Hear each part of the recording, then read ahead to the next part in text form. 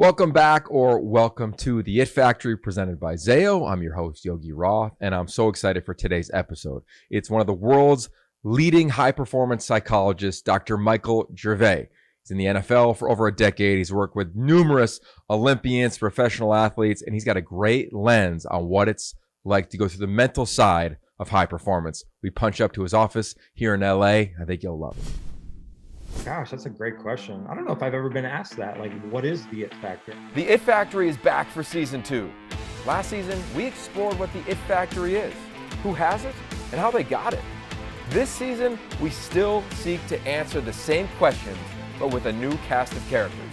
We take the helmet off some of the new faces in the Conference of Champions, and some familiar faces as well. Players, coaches, and experts will explore what it is that sets them up for success on Saturdays. I'm Yogi Roth, and welcome back to the It Factory.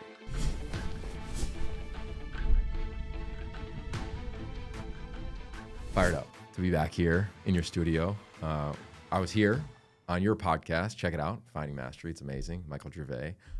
But to be here to do it in person, Mike, we thought like in 2023, as many in-person podcast conversations, the better. Totally agree. Okay. And I'm stoked that we're doing this again. So thank you. Yeah, we've been doing this since really both of us created a podcast. Like once a year, at least check in on a platform to hopefully kick out to our audience. And a lot of the audience listening to the It Factory is players, coaches, and a growing number of parents. Ever since we wrote the book 5-Star QB that Mike has wrote an incredible chapter to, all about leadership. With that said, I want to start with like mental skills. TJ, our producer, and I did a little research. Here's some numbers that you probably already know. 30% of just college students experience some symptoms of depression, anxiety, etc. And about 30% of those, 30% seek help. When you look at athletes, only 10% of athletes seek help. And here we are in this world where destigmatize mental health. Let's talk about mental health, resources within athletic departments and mental health. But as we see NIL, transfer portal, social media, everything growing, it seems like the number might be, I don't know if it's declining, or it's definitely not growing in terms of the people seeking help based on what we looked into. And this research was done by Athletes for Hope, which was founded by Muhammad Ali, Mia Hamm, a lot of people that we respect. So with that said, like I want to jump off there on mental health for athletes. What have you seen? I want to share what I've seen and then kick off this conversation where I'm going to be parent, I'm going to be player, I'm going to be coach, and hopefully get your advice as a high-performance psychologist on how I could operate this landscape in college athletics. Yeah. Alarming statistic as well. Which one? Both of them. Okay. But the first one, that 30% of people are struggling in some respect in their life, is alarming in of itself, but that only 10% of people in the athletic population are actually seeking help.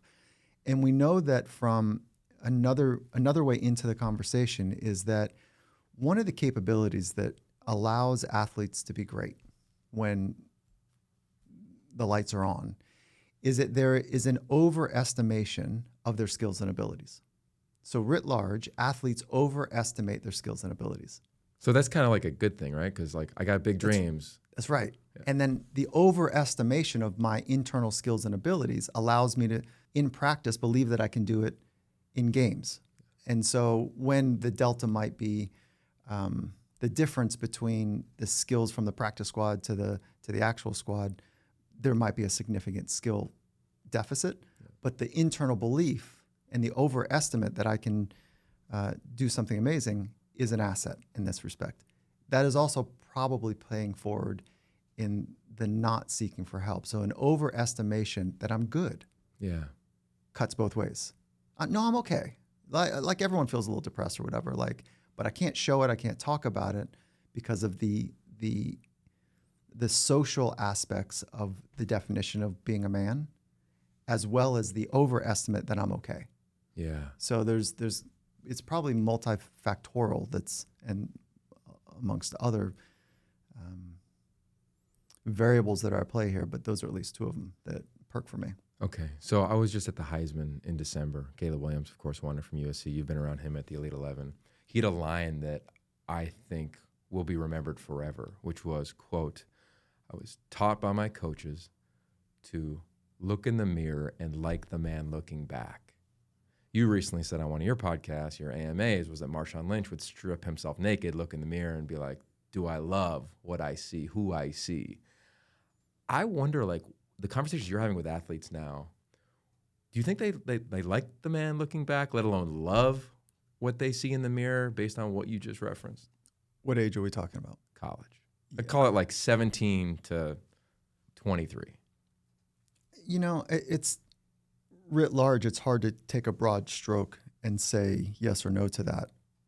I'll say my experience first, and then I'll share what I think is happening for most people. Is that at that age, I didn't know who I was. So how could I have loved something I didn't even know? Yeah. So I was playing a different game at that age, and I think a lot of people will recognize this.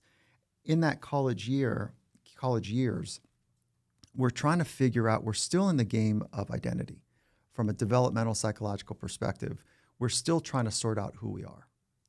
And so it's really not until 2 or 3 stages, meaning we're in our 30s, from a developmental standpoint, do we start to have an understanding of who we are and how we express those gifts and abilities in whatever world we're in. So I think that the easiest answer is, not quite, because they don't know who they are. And that's by definition part of the developmental process.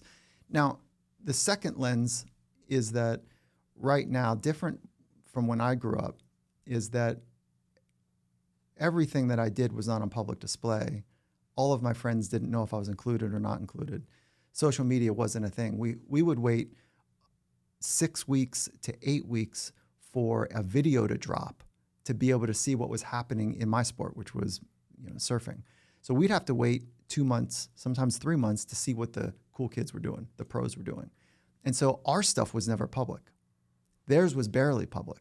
Now you could watch traditional stick and ball stuff on football and the like. You can watch that on the weekends, and you'd have to read about it in the newspaper.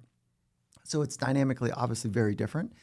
And I think the game inside the secondary game, or the game inside the game that we're talking about right now, is more leaning towards approval and avoiding rejection than it is loving oneself. And so the fear of people's opinions is at an all-time high right now for my lifetime. I don't know how it was in the dark ages. I don't know how it was, I don't know how it was historically, but the fear of people's opinions, more specifically, the fear of rejection and the deep drive for acceptance, is at an all-time high. So that's the primary driver for many people right now, is to not be kicked out of the club. We have a prehistoric, ancient brain that is easily hijacked.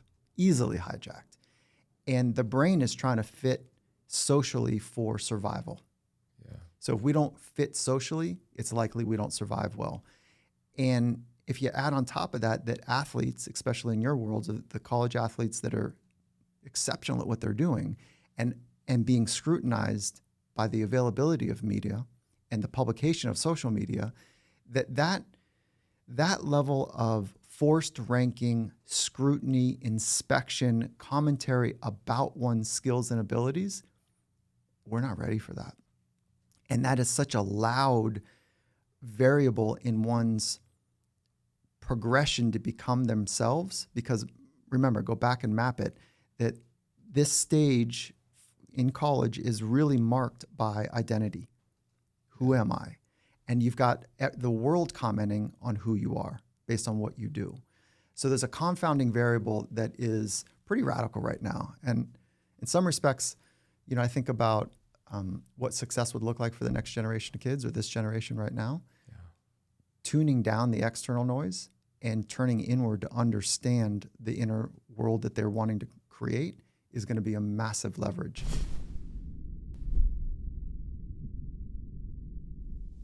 What's interesting is I just spent 18 weeks on the road and calling games every weekend. So before a game, as you know, like you'd have a production meeting where you sit just like this across the table with coach, player, etc.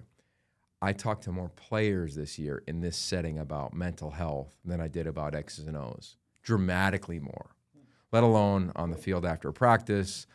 And it was them expressing where they are at, how they have grown, what some of their challenges are. It was amazing to hear the awareness of the athlete going through that. But I want to pivot to now I'm the coach, because there's an opportunity now. Like I'm not just the X and O guy anymore. I'm not just the top-down hammer anymore. That leadership doesn't necessarily work very often, consistently with this generation. I think we'd agreed on that.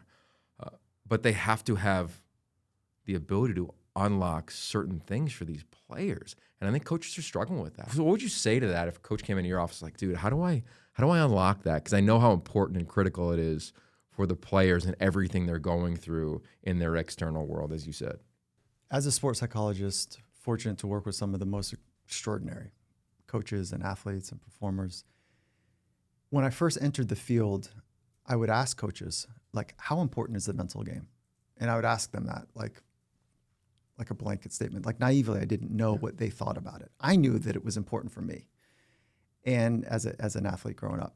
And so I'd ask them, they go, oh, at this level, it's like the thing. I go, oh, like how much? 70, 90, 100%, like when the pros coaches are talking about it. And so then I would ask the following question, well, how much time do you spend on training those skills? And they kind of the blank look like, what do you mean? Like, well, we talk about it a lot. Yeah, hand behind the line. Yeah, how do you talk about it? Like, are you actually training the skills? So I haven't met a coach or athlete yet that doesn't say the mental part of the game is foundational. It's critical for success. Okay, so now we have the understanding and the appreciation, and there's a forcing function right now where people are paying attention to the value of it because people are not healthy. Yeah. And there's an illness factor that's taking place. And I cringe when I say the word, because mental health and psychology has a branding problem. It is foundational to living well. It is foundational to flourishing. It is foundational to thriving. It is foundational to high performance. It's foundational to understanding what you're capable of in this life. Without psychology or a sophisticated understanding about how to apply the science, we're floundering. Yeah. So we have a branding problem because the conversation is about mental health, which really is code for somebody is ill or weak, or worse off, they just can't figure it out. It's too bad for them. Like, it's a terrible branding problem. We're starting to get a little bit better, but we need the cool kids. We need the coaches and the athletes that have influence and power in organizations to say, we're doing it differently. This is foundational. It's actually part of the process of becoming great. So a coach can start here by just acknowledging, for years, I've been saying that the mental part of the game is really important. So we're going to make sure that we're great here in this program. Yeah. That statement alone changes the culture. It points people towards what to value in part of the developmental promise that we're making to each other. So if you're the coach and I'm the sports psychologist and we've got an athlete here, we're making promises to each other that we're going to commit to bringing our very best, to doing our very best, and helping each other become our very best together while we're in it, on the shared mission called whatever badge that we're wearing on our jersey.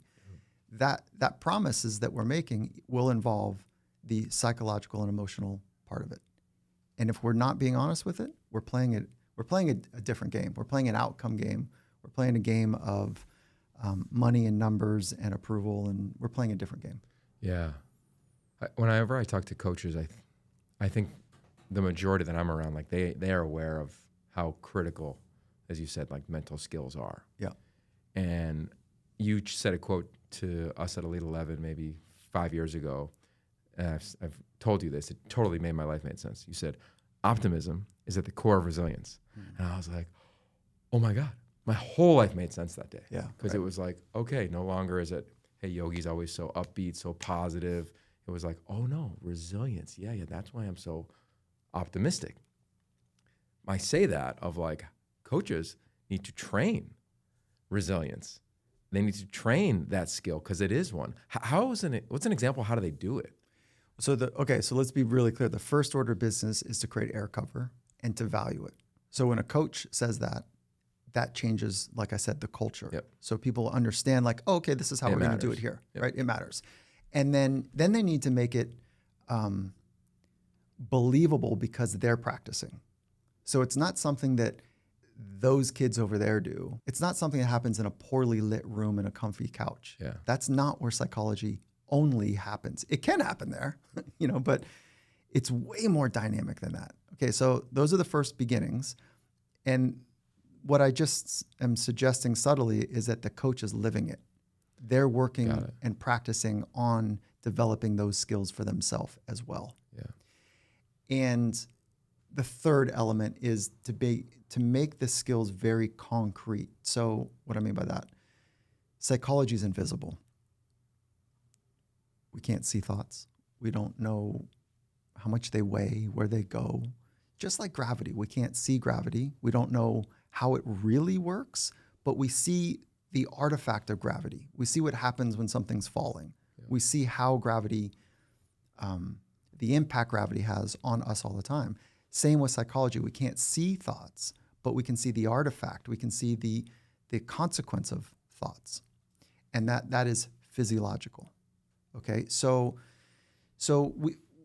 this third element is making this invisible world not only cool, not only part of the culture, but making it concrete.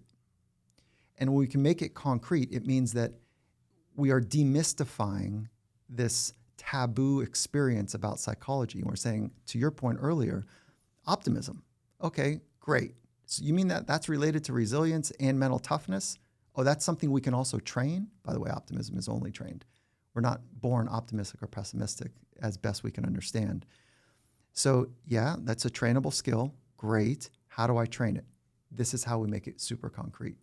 And the concreteness, and we'll just play this thread all the way through on optimism, is you look at good science. So the field of science is relatively new. It's about 100 years old, and sports psychology is about 40 to 50 years old, let's call it. And there's great researchers that have spent their whole life deconstructing and decoding how do the best in the world work. That is the science of sports psychology. How do the best in the world organize their inner life and use their mind? Yeah. And that's what I was fascinated by as a graduate student. Like, how? Yeah. Majority of psychology, the larger part of the psychological field, is studying the dysfunction and the illness of the human experience. That's an important science. Yeah. We need to understand that. But that's not where my interests lied.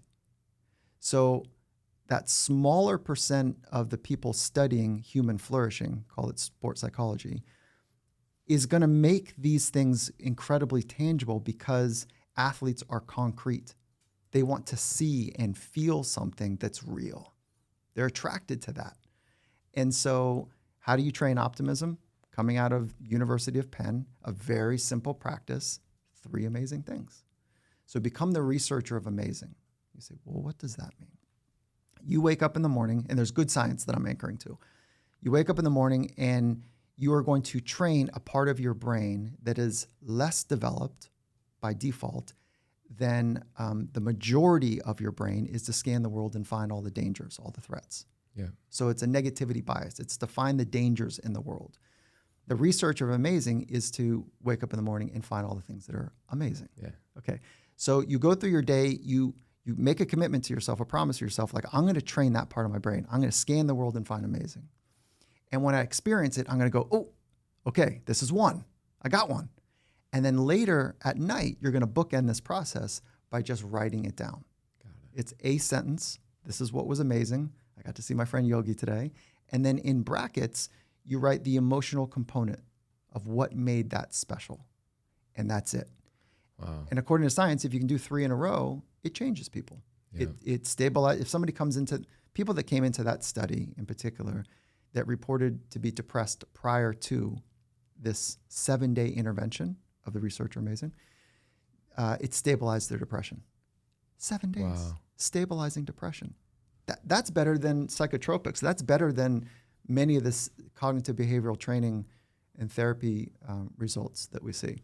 Those that came into the study that were not depressed, so they're doing pretty good in life. Yeah. They reported after the 7 days of an overall increase in well-being. This just played out.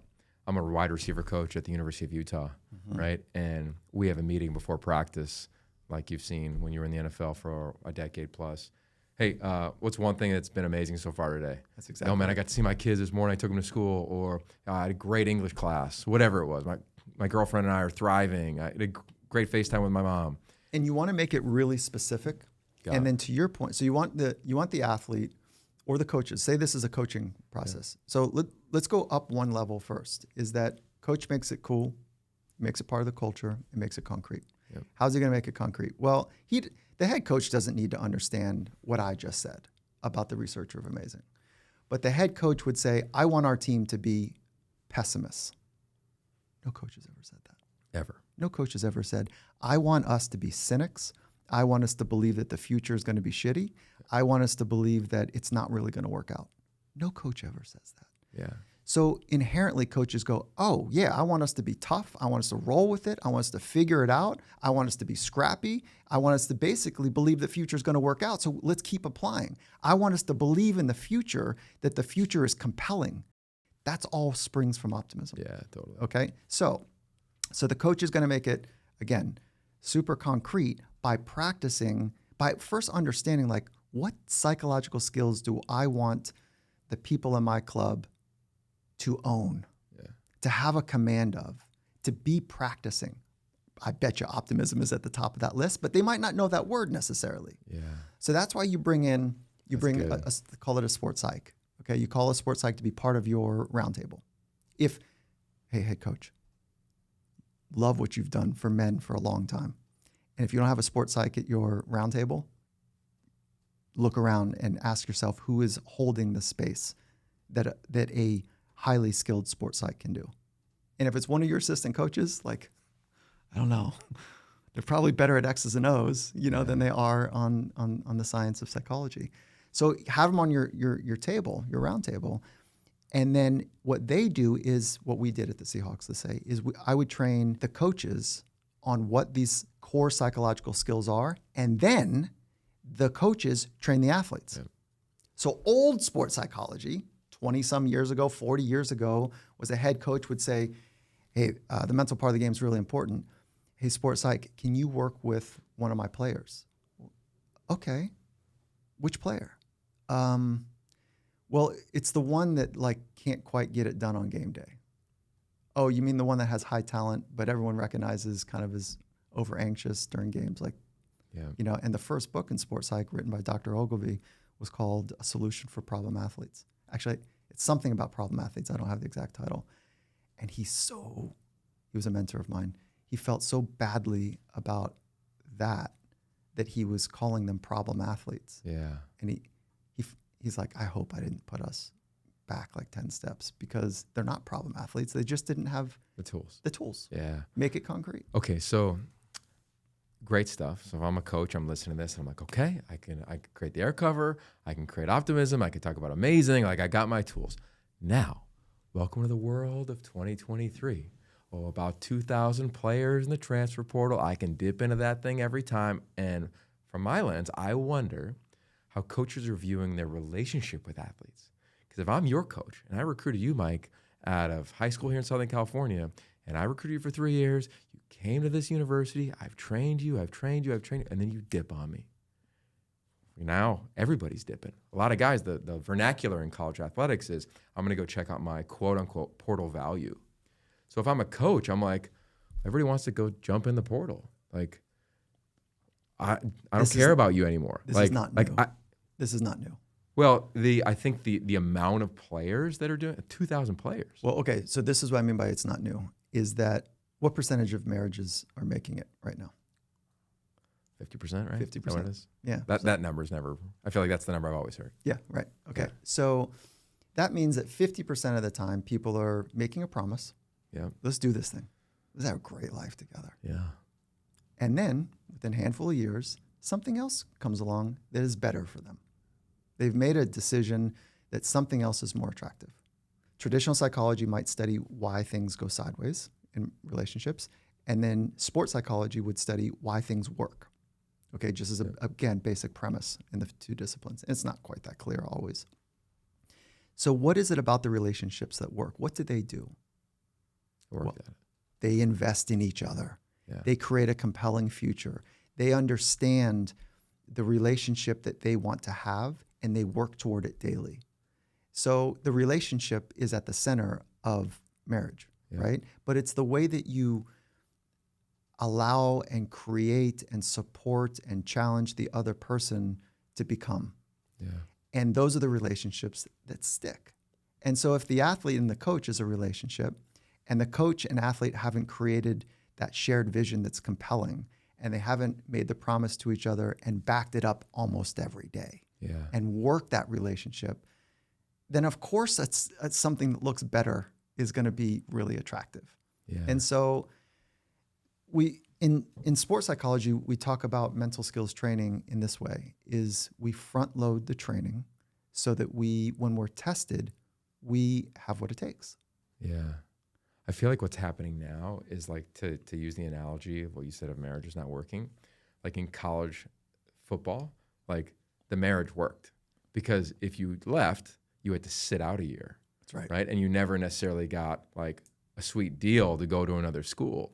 So now the floodgates are open and it's like, oh, we're going to course correct. Because the numbers are now going to be about 50% when you look at it in probably 5 years in the last 20 years of college football. And then I think that coaches are struggling with, I have poured into you. I have done all the things. I've shown up. You've shown up. We have this amazing relationship. And then you're like, I'm going to check out my value because maybe my school doesn't have all the things to keep me. So how do we work with that? And so I would say, Coach, look, let's be really, if you're the coach, I would say, okay, I hear what you're saying. First order of business, always to calibrate, make sure we're on the same page. I hear what you're saying is that you're really concerned about how much you're pouring into the kids and their well-being and their development, and you're also anxious that they're going to leave early.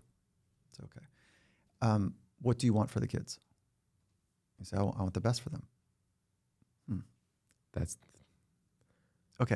That's the pull, I think. Right. So what do you want for them is where this starts, right? Well, we made a promise and like, I need them to stay. Is that best for them? Good point. Okay. So that's one variable to entertain, right?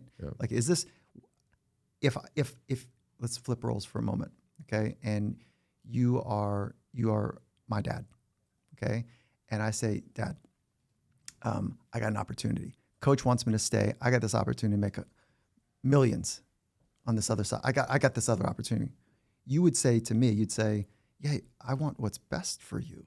Right? Not necessarily like, I know I'm being kind of provocative in saying this, but the responsibility of the coach, if the promise and the relationship really matters, is to support the development and the arc of that kid. What's best. What's best. But so this is one way to think about it. The second is if that relationship is strong and it's amazing and every day you've really poured into the way the kid feels around you and the real body of work where improvement, both on field and off field, are happening, that if you're that kid, or if I'm the kid in this standpoint and you're the coach, and I go, I know that I'm going somewhere with you, and I'm going to be better later. I believe in that because it's real.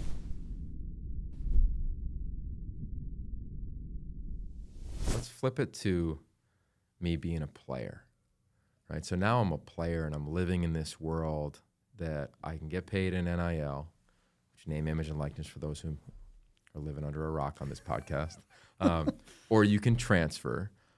I feel like as guys are checking out their portal value, what a lot of them are losing is you've said this phrase a lot, is like a beginner's mind. Like they're losing joy. They're losing passion. They're losing wonderment around the craft because as many players have told me that have transferred, it's like, well, it's a business decision. And then halfway through the year, they're like, oh, it's about a team. It's not a bit. It's about fun. It's about the enthusiasm of our environment that I'm in, whatever it may be. But I think it begins as a business decision. And the ones that live just down the business lane, I feel like are what a lot of NFL players say, which is like, it's my job. And I see a lot of the joy getting sucked out of college athletics. And as you see, and I see with Elite 11, guys are getting offered, at least reportedly, millions of dollars coming out of high school. Mm-hmm. And they don't know how to, A, handle that, don't have the tools to handle that. And I think the same even in the transferring world that we're seeing in this market now, where it's like, I gotta make the best decision for me. It's a business decision. Cool. But now, like, how do I recapture like the love I have for this craft? What would you say to that athlete that you meet them and at 17, they were full of life, and at 20, they make a transfer, they make a decision that might be best for them, but it's all business, man. So for a decade, I was part of the one member of the very large selection committee, if you will, for in the NFL, helping the Seahawks and John Schneider in particular and his team just try to understand like who the athlete is that we're interested in. Yeah. Like what is making them tick? Because you can see on tape like the physicals, but what's making them tick? And part of that process would be to sit with them at the combine and ask them questions about like their inner life. And one of the questions was to try to get underneath and understand what their primary drivers are.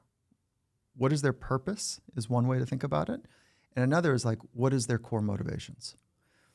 Most athletes and most humans know what they're supposed to say. I'm motivated by the love of the game. Yeah. I'm motivated by getting better. I'm motivated to do something special as a team. Okay. Money is a real motivator. Totally. And so let's not be Pollyannish, is that it's a motivator for me too. Like, I want to be well compensated for the time that I spend. And I believe that there's a high value in it. I hope they have the same thought. Now, the question that you're asking is assuming that their primary motivation in college is for the love of the game. And then in the pros, it's changed. Yeah, I think every pro that comes back to campus says the same thing in my 20 years, which is, man, in college, it's way more fun, guys. In the league, my guy sitting next to me, he's got 3 kids. It's a business. And I think that's cool to transfer to go get paid. Like, I'm in. I love NIL, for the record, and I love the transfer portal. But what I don't love is where I see guys when they come into this new environment where now there's a dollar figure associated with them, in addition to a star ranking, in addition to somebody else's vernacular thrown upon them. And how do they recapture the love for the game versus, all right, now I got to live up to this. I got to live up to this. I got to live up to this money. Okay, so that's where I think the real conversation is. One is there's a moment to say, and only the athlete can really know what their primary drivers are. You know, like Marshawn Lynch, one of his practices, get completely naked, look in the mirror, and he would have a self-evaluation. Who am I? Do I love the person? You know, what am I really about? And so I would say to the athlete, you know, what are your primary drivers? And I want to tell you a story to illustrate this point. But the importance of knowing your primary drivers and then be true accordingly is very powerful. So that type of alignment is really important. Yeah. When people are playing a shadow game or a secondary game, it's like a leaky valve. There's a diffusion of potency in the world around us. But when we can line up our thoughts, our words, and our actions, and we line those up in alignment with our purpose, and the bumpers of this decision-making process are our virtues or our values, right? So we're not gonna line up our thoughts, words, and actions and compromise our virtues for the purpose, right? And the purpose you can think about is another way of what's driving you. That alignment is really important. So here's just a story to illustrate it. Okay. I don't know, the number's probably like 200,000 people I've asked this question to. And imagine a room of 3,000 people, and it's like a keynote type of thing. And I ask all of these executives or athletes, who's ever the audience is, how many of you want to have an amazing life? And then I pause, right? Everyone raises their hand, right? And then I pause, and then I characterize it. I said, you know, it's one of two or both, a sense of wisdom and peace. And by the time that you slide into home base, you know, like you really have done something in your life, okay? And the other is that you slide into home base a little banged up, bruised. You've really gone for it. You've lived a life that's interesting. And you can have both. And people are like, yeah, that's what I want. And I say, would you agree that living that type of life of, like, I call it flourishing, living that type of life, a high performance life, if you will, requires going for it and risk? Like, yeah. I say, would you also agree that, like, your motivations are going to be an important part of that, because they're pretty powerful. They're like, oh yeah, it influences decisions. And you can see people kind of nodding their head, right? And then at the end of the day, or at the end of that hour, I give people an opportunity to come on stage and to see how their mind works under pressure. And it's an innocuous question. I say, it's been so great. I say, I want to give you guys an opportunity. Who wants to come up right now in front of all your peers, in front of the 3,000 people here, and see how your mind works under pressure? How many hands go up? Not as many. Not as many. You know why? It's not because they don't want the amazing life. It's their primary driver is to not be rejected by their peers. Yeah, FOPO. FOPO. There it is. Fear of people's opinions. So this is why, like, when you get naked and you have that self-examination to really be honest with yourself, what are you driven toward and what are you driven by? What is your purpose and what are your core drivers? What is your motivation? Right. And if it is money, well, then this decision to jump makes sense. Yep. If it is to buy your family a house and to set them up because that's a dream of yours, well, the decision makes sense. Now you have to weigh short-term versus long-term. And one of the ways to be able to measure that is, or to make that decision is, what is the quality of the relationship I have with my coach? Yeah. What is that? Do I believe that they're really in it for me? Do I have a body of work and evidence that I feel seen, I feel supported, I feel challenged, I feel like I matter, and my best interest is at heart? If that's the case, you go to your coach and you say, hey, coach, I want to work something out with you. Like, I'm feeling like I might be jumping ship and abandoning, and I know that, like, we got a good thing going, but I got this other opportunity. Like, yeah, and my core driver is, that's a great one for coaches listening. Another wide receiver meeting room, right? Like, what's your core drivers? Mm-hmm. Let's write them down. Let's talk about them, hold each other accountable. One thing, I wouldn't do it publicly. So I would do that. I would address it to the team, and then I would hold a sanctuary between myself and the athlete. Because if you do it publicly, everyone's going to say to win a championship. Yeah. But then when you get them in a room and like, so tell me really what is it? Yeah. Because I want to know that. And then the athlete now needs to make a decision. Am I going to say it because I'm going to take the risk of being vulnerable to that this person can hold this, I can trust this person, that they're not going to use it against me, that they're not going to weaponize my deepest desires and hopes and dreams. And that weaponization is a real thing that some coaches, now I'm going to speak right back to a coach, right? You hold a significant position in this person's life. Yeah. And if it's not pure, you're using them.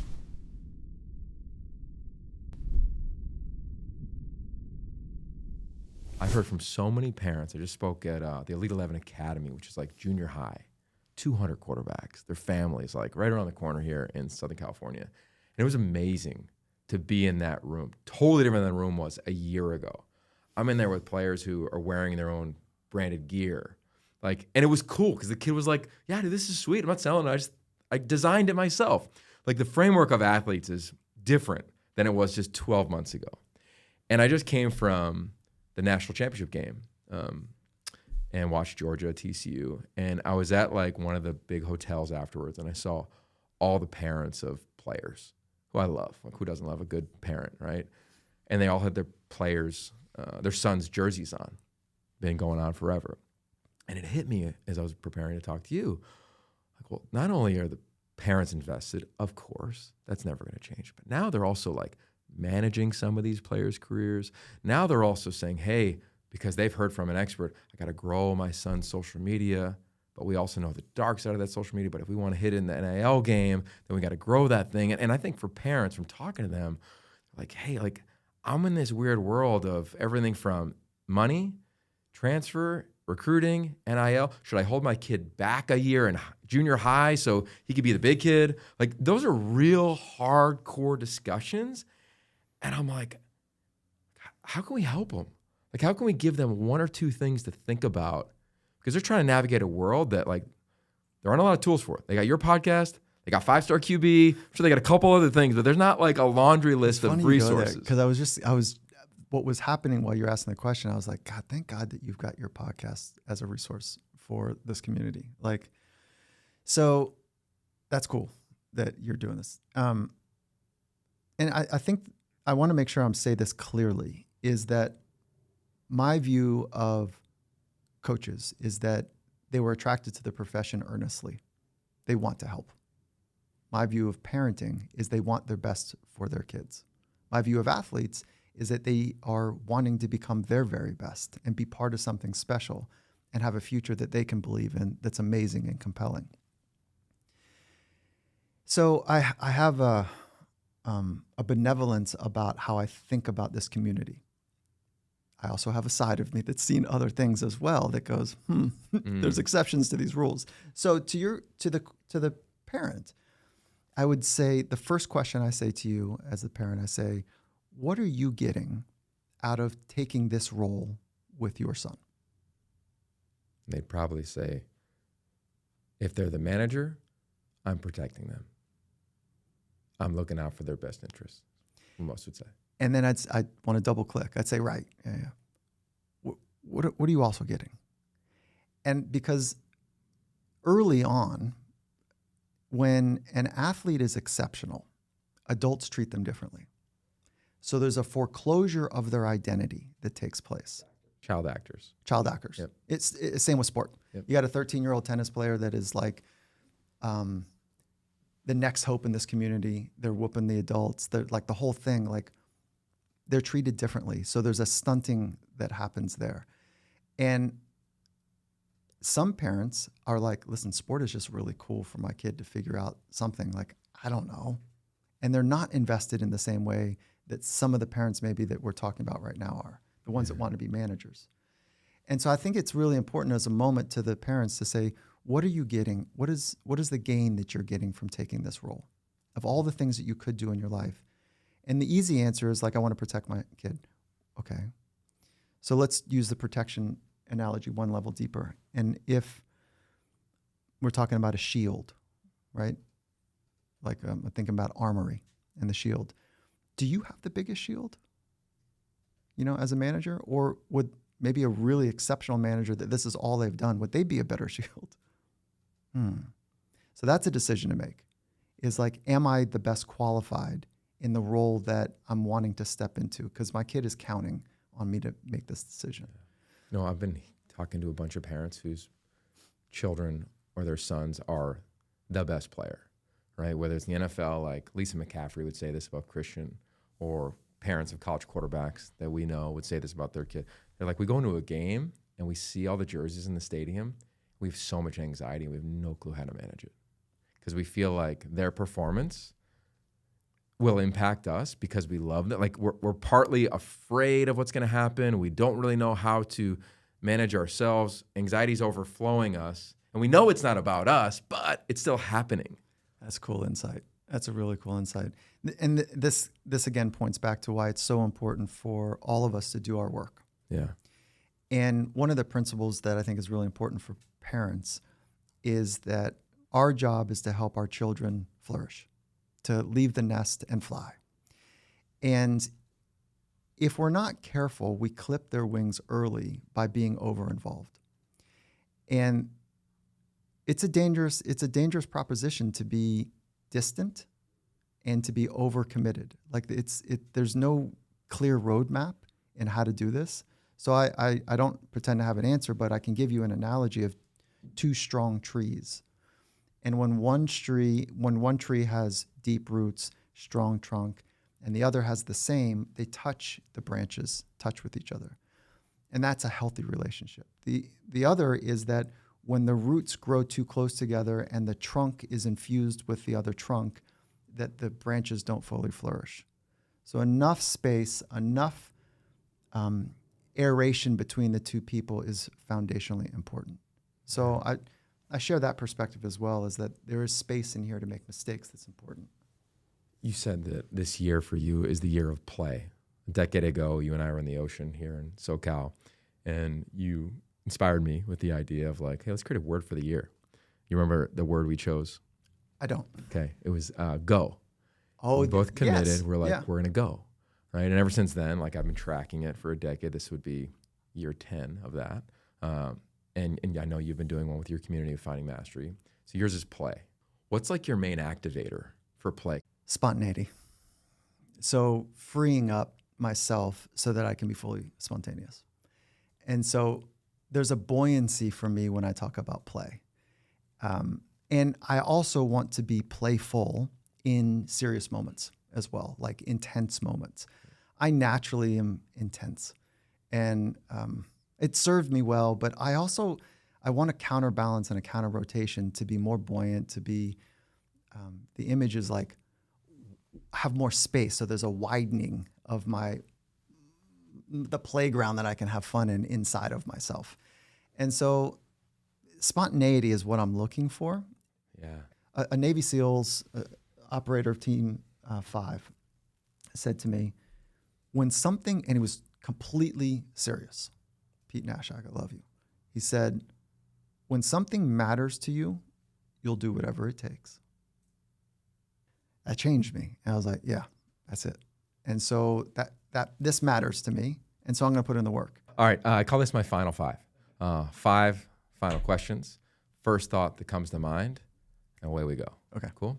Number 1, best advice you've ever received. First thing that comes to mind is that I loathe advice. Worst advice you've ever received. Okay. Worst advice. It's gone. I've not held on to that, and so there's nothing there. Leadership. Number 3, born with it, trained. Trained. Yeah, you're born with height and eye color. You're born with some genetic coding, but not leadership. And so there's a whole substack of capabilities that are part of leadership. And so it's as much philosophical as it is technical. And so there's psychological skills, there's a philosophy that guides it, and there's a set of practices to be consistent. And it is 100% something that we can build. Show's titled The It Factory. Dive into the It Factor. So many people have it. Here we are another year since we had you on the show. We asked you the same question. I'll ask you again. How would you define your It Factor? Such a good question. And I think it's that animation of oneself